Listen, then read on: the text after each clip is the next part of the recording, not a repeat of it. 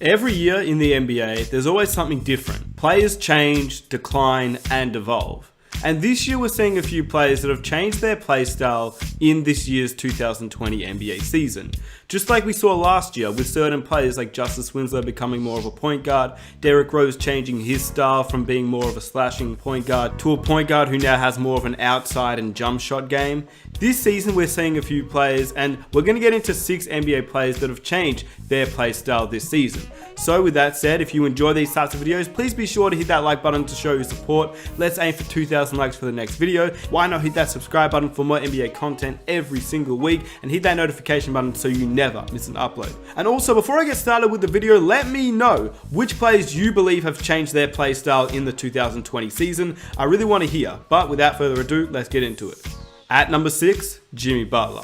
Jimmy Butler's decision to join the Miami Heat was a weird one. He was leaving a championship level team in the 76ers who had Joel Embiid, Ben Simmons, Tobias Harris, and he was joining a Miami Heat team who practically had no superstar players. He had Bam Adebayo, who was a young player that was just coming off the bench, but would start in a replacement for Hassan Whiteside, but nobody could have expected Bam to have this good of a jump and turn into an all-star this quick.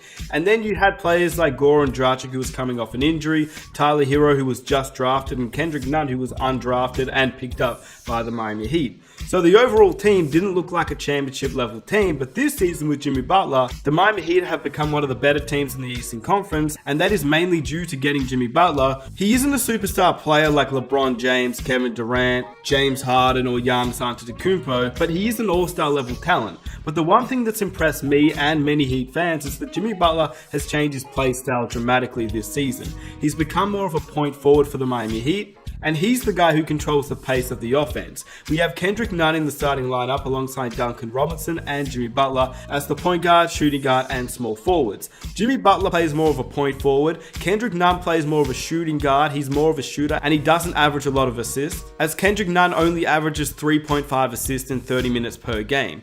And that's why Jimmy Butler has taken the reign of the point guard load for the Miami Heat. He's basically the point guard with Kendrick Nunn at the 2, Duncan Robinson at the 3, alongside the bigs in Bam Adebayo and Myers Leonard. This year with the Miami Heat, Jimmy Butler's averaging 6 assists, which is the best of his career. And he's only averaging 13 field goal attempts per game, which for the player who's a star of a team is definitely not a lot of field goal attempts for your star player. For example, when he started to emerge in Chicago, he averaged 14 field goal attempts, 15 field goal attempts, then 16.5 field goal attempts. Then once he got traded to Minnesota, he still averaged 15.6 field goal attempts alongside Karl-Anthony Towns and Andrew Wiggins. And then once he went to Philadelphia, he only averaged 13.6, but he was playing alongside Joel Embiid, Tobias Harris, and Ben Simmons. And so it wasn't very unusual for him to only average 13.6 field goal attempts on a team that's so stacked. But with the Miami Heat, he is the star player, he is the main player, and still he only averages 13.3 field goal attempts, which is the 4th least out of his entire career. And that's including his rookie season where he barely played and his sophomore season. So his overall playmaking for the Miami Heat has definitely been a surprise, and it's been amazing to watch for the Miami Heat and of course for Jimmy Butler, who should have been an all-star starter in my opinion. At number 5, Malcolm Brogdon. Malcolm Brogdon had previously played for the Bucks, and he was a very big loss. Obviously, the Bucks haven't felt it too much as they're the best team in the NBA, and you got Giannis and Chris Middleton still doing their thing. But a 15.6 point per game player who averaged 4.5 rebounds, 3 assists, shooting 92% from the free throw line, 42% from 3, part of the 40-50-90 club, it was still a pretty big loss to lose him. But for the Indiana Pacers, he's played very well, and he isn't really playing much of a shooting guard role anymore, and he's changed his play style to become more of a point guard. This year, he's gone from 3.2 assists last season to 7.3 assists this season. That's an increase of 4 assists per game in only 2 extra minutes per game. He's currently top 10 in assists in the entire NBA, which is a massive jump from his assists per game last season. To go from being ranked 71 last season in assists per game to in the top 10 is a massive jump, and it shows how much he's expanded on his game in terms of being able to facilitate the ball. He averages 1 more point, the same rebounds, the same steals, the same blocks, but he's been able to get his teammates involved and become a great facilitator for the Indiana Pacers, so shout out to Malcolm Brogdon. Number 4, Devin Booker. Devin Booker is surprising because you'd assume that Devin Booker is one of the greatest three-point shooters in the entire NBA, as that's what he was known as coming into the NBA. A great three-point shooter, a guy that could get his shot off from basically anywhere on the court. But surprisingly, Devin Booker has decreased on his field goal attempts for the last 2 seasons. In his opening season in the NBA, he averaged around 4 3-point attempts per game, then that increased to 5, then to 7, but in the last 2 years that's decreased down to 6.5, and now this season he only averages 5, which is exactly the same as what he averaged when he was 20 years old in his second season in the league. Shooting a worse percentage from 3 than he did 2 years ago when he averaged 7 threes per game. Now he averages 5 threes a game at 36%. In 2017-2018, he averaged 7 3-point attempts per game at 38%. And in the last 2 seasons, he has become more of a facilitator, but we understood why Devin Booker was becoming a facilitator last season, averaging nearly 7 assists per game. It was because they basically didn't have a point guard, but this season the Phoenix Suns went out of their way to get Ricky Rubio, who they thought would be a great facilitator for the team and would help Devin Booker get more shots up for the team. Instead, he's shooting 18 field goal attempts per game, which is the second lowest of his career, even though he is getting to the line more, as he's averaging almost 27 points per game, which is the best of his career. Still, he's averaging 6 assists, which is surprising considering they do have Ricky Rubio. So now Devin Booker's changed his play style, but he also isn't shooting as many threes as he used to in the past, which is surprising considering he is one of the better 3-point shooters in the league, and that's what he was known as coming into the league too. I do understand that Devin Booker is more of a playmaker now, but his 3-point decline is a little bit interesting to me. I'm not sure why he's declined this much and why he's taking a lot less 3-pointers per game. Maybe the opposition defense has adjusted to not let Booker take as many threes per game, but he isn't, and that's interesting to me, considering that it's the second lowest of his entire career. So he's changed his play style to become more of a facilitator and less of a 3-point shooter. Number 3, Russell Westbrook. Russell Westbrook is having an amazing season for the Houston Rockets. He's averaging 27 points per game with 7 assists, 8 rebounds, 1.6 steals per game, shooting a pretty bad 23% from 3 and 45% as a field goal percentage.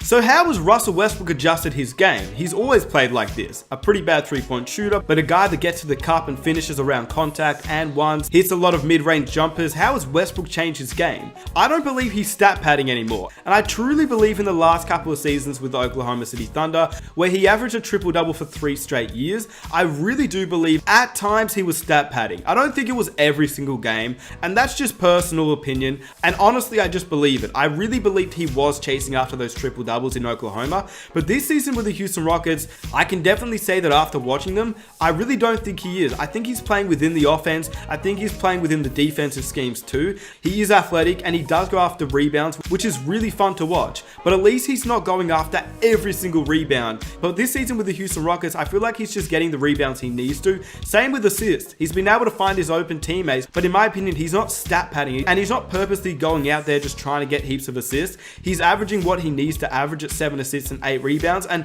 that's exactly what I expect out of Russell Westbrook. He's averaging almost 27 points as well, and he's playing extremely well for the Houston Rockets as of late, and they're one of the most interesting teams to watch considering that they're running the small ball lineup, and Westbrook is a guy that they need to go after rebounds considering that PJ Tucker isn't a very tall player and he's their starting center now. So Russell Westbrook I think is playing within the offense, and I believe he's changed his play style this season for the Houston Rockets as well.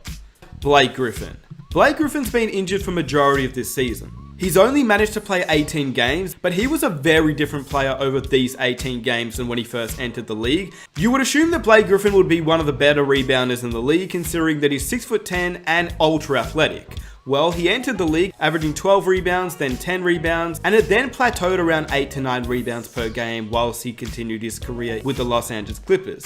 Once he got traded to the Pistons, he definitely left open rebounds to Andre Drummond, but he still averaged around 7.5 rebounds per game and 24.5 points per game, which is what you'd expect out of a power forward who's one of the top power forwards in the league. But what we saw out of Blake Griffin this season, through 18 games and 28 minutes per game, was that Blake Griffin was becoming a stretch 4 and literally did not go after any rebounds. He was becoming a stereotypical 2020 NBA power forward as somebody who doesn't really stay in the paint and only stretches the floor, which is what the Detroit Pistons didn't really need, considering that he only shot 24% from 3 with 6 3-point attempts per game. Have a guess at how many rebounds you suspected Blake Griffin averaged in 28 minutes per game. 4.7. Blake Griffin averages 4.7 rebounds. That is shocking to me. As a player who entered the league as a power forward, a dominant guy, to go from 12 rebounds to 4.7, that is shocking to me. And this season in Detroit, even through only 18 games, you can tell that he's changed his play style significantly and he's becoming a stretch four in the league when that, in my opinion, doesn't really suit his play style at all. And at number 1, Bam Adebayo.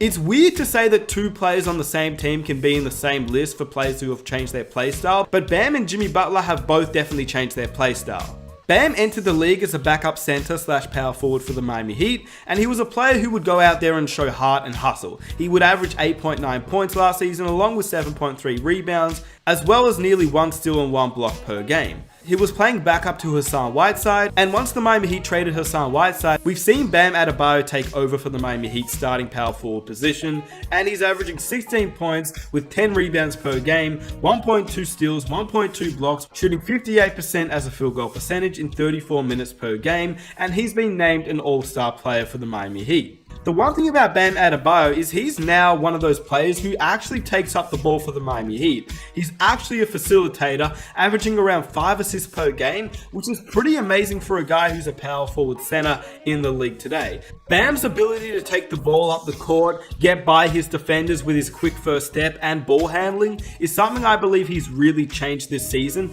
and he's been able to show off this season what he's able to do with his ball handling on the court, which is why his play style is so unique at a guy of his size.